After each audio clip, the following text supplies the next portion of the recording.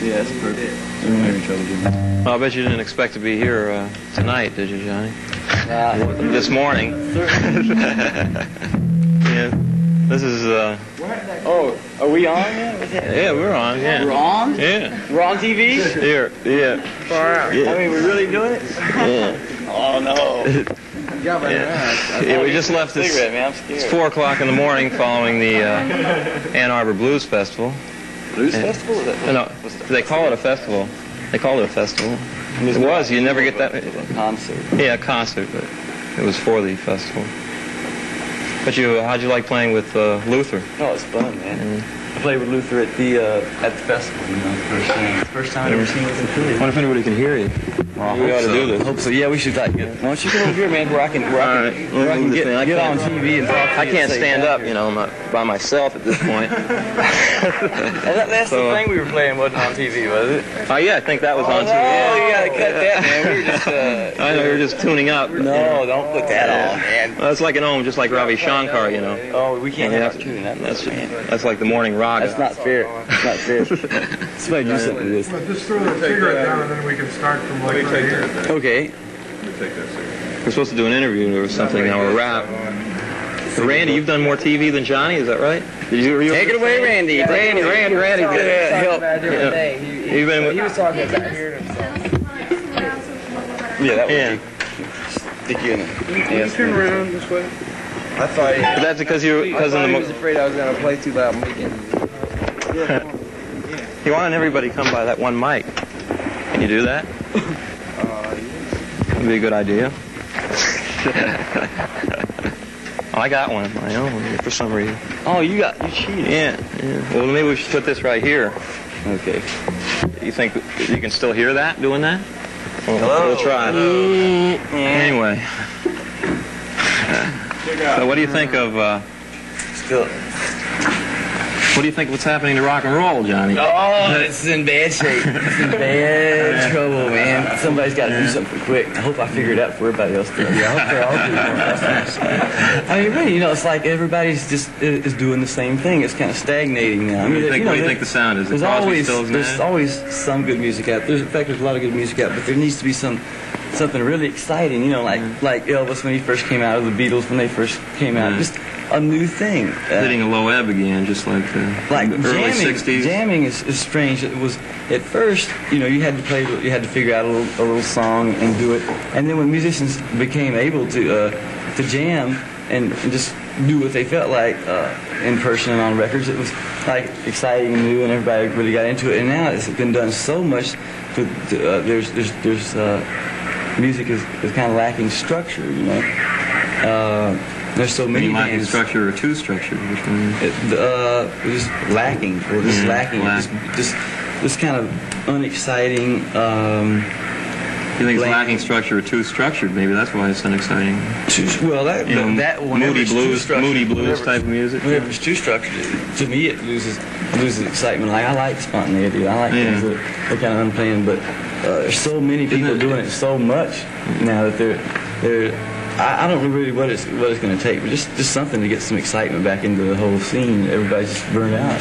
Isn't it true you hardly ever rehearse your tunes? You just do them on stage? That's true. That's really true. We're the most spontaneous rock and roll band in the world. We never know, just G. Okay, 1, 2, 3, play. Shuffle and B flat.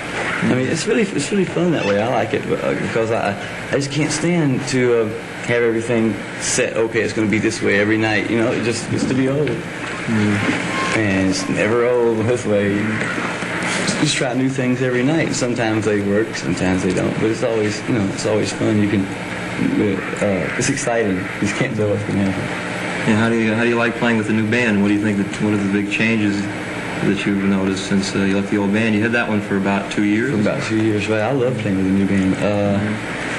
The difference. You like the old band too for blues? I loved it. I loved the old band, and when it got to be not as cool, and we got tired of doing it, then almost immediately we decided to change. We were beginning to stagnate. There just wasn't anywhere we could go.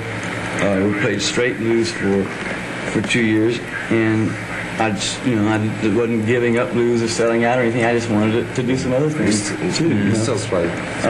We still do a lot of blues. We could do things with this band that we just couldn't do with the old band. That old band was it was a blues band. A lot of people were really surprised. Well, you still love the blues, obviously. Love blues. All I can play. Whatever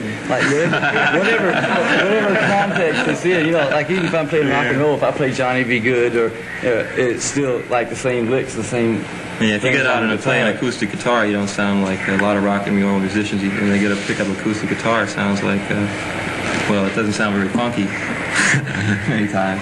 I like to do more acoustic things in person. I haven't done any the only acoustic things that I did when we were playing small clubs. It really feels strange. It's scary to get up in front of 20,000 people with acoustic guitar when you don't have a lot of amps, so you can really feel what's happening yourself. And like at a small club, you feel close to the people, and the music sounds louder because there's people and walls around you, but it's really empty sounding playing like festivals and things, and acoustic numbers. So I just recorded them, but we're thinking about Rick and I think about trying to get some acoustic things together. Yeah, didn't you record an album in the Progressive Blues Experiment? Didn't you record that album in the club?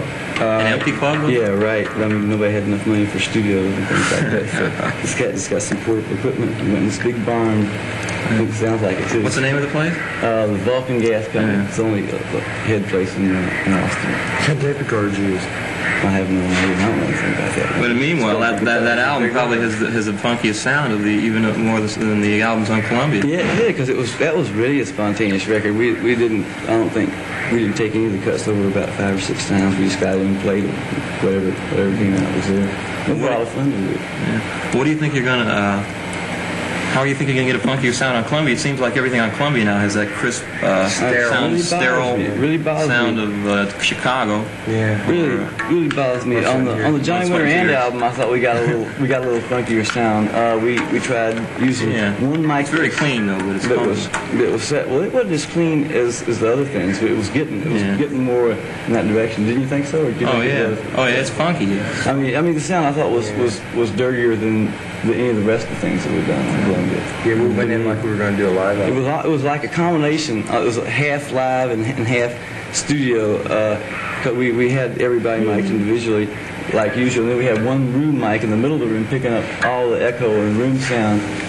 So we mixed both of them in together, and it sounded dirtier and liver. And the next album we've got coming out is a live album. We cut most of it to Fillmore.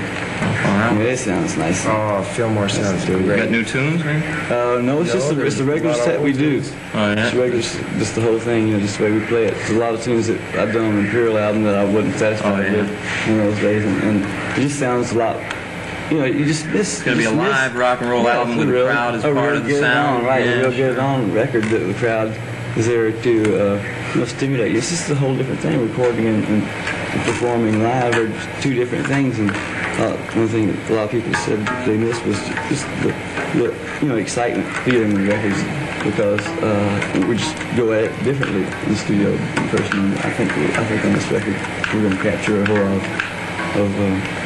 lot of what people expect from us. What do you think of the future of the pop festivals?